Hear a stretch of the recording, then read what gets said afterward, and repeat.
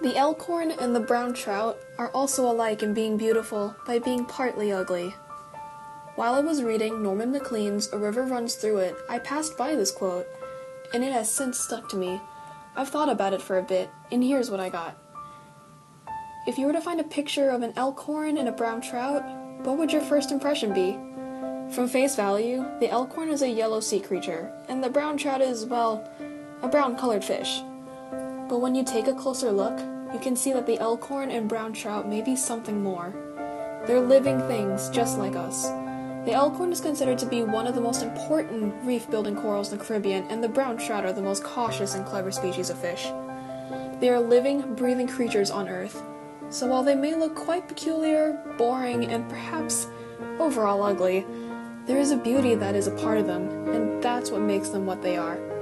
I think that this quote is true because everything is beautiful and ugly, and everything could be one or the other, or both, depending on one's perspective on everything. Weltanschauung, a comprehensive conception or apprehension of the world, especially from a specific standpoint. To put it simply, one's philosophy or point of view on life. How do you see things? What does the elkhorn and the brown trout look to you? Let's take a step back.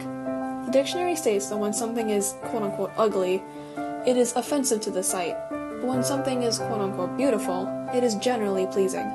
Everyone has a different take on what is ugly and what is beautiful to them. A person's preferences, dislikes, and many other qualities affect a person's version of ugliness and beauty.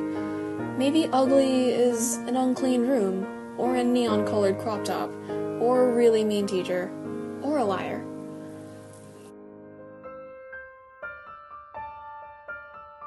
Maybe beautiful is a bright red rose, or the sound of a piano playing.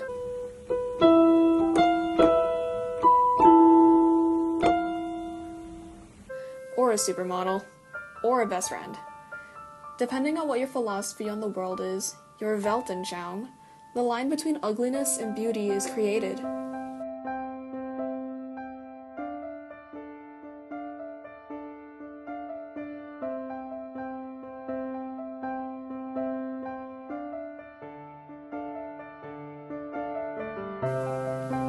Jolie Lade, a good-looking, ugly woman.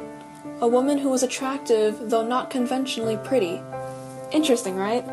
You might ask, how can a woman be beautiful by being ugly? The answer? Ugliness and beauty can also go hand in hand. In the world that we live in, where there's a fine line between ugly and beautiful, there's also a gray area in between ugly and beautiful. Ugly beauty could be a crinkled up $100 bill in a pile of mud, or a tattered, destroyed sketchbook filled with someone's talent hidden inside, or a poor homeless man on the streets playing the violin like he has nothing left to lose. But with ugly beauty comes beautiful ugliness. It could go from a bright blue ocean filled with pollution, to a gorgeous young lady who tells lies, to an elite classroom filled with cheaters for students. Not only do ugliness and beauty exist side by side, they also exist within each other.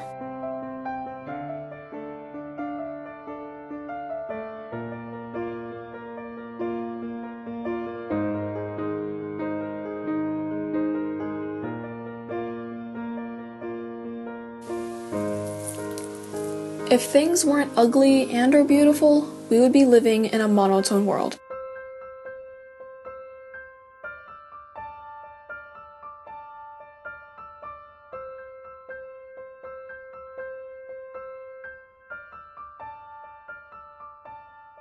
Like, if everything, and I mean everything, were beautiful, then the meaning of beauty would just disappear. Same with ugliness. If everything in existence were ugly, then its purpose would just vanish. You truly cannot have one without the other. If the world were only beautiful or only ugly, only happy or only sad, or only black or only white, then the world would be so bland. One cannot stand out without the other. If we didn't have these opposing sides, we wouldn't be truly living. We would just be living in a plain, monotone, blank world. We would feel nothing for our world if it were just beautiful or just ugly, because there would be nothing technically wrong with it. It would just be normally beautiful or normally ugly. We would never be able to appreciate either one of the two for what they mean.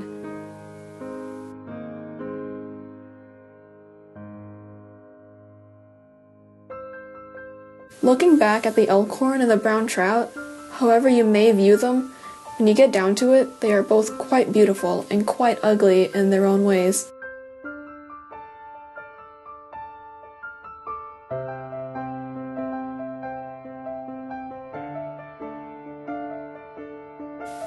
And that is alright.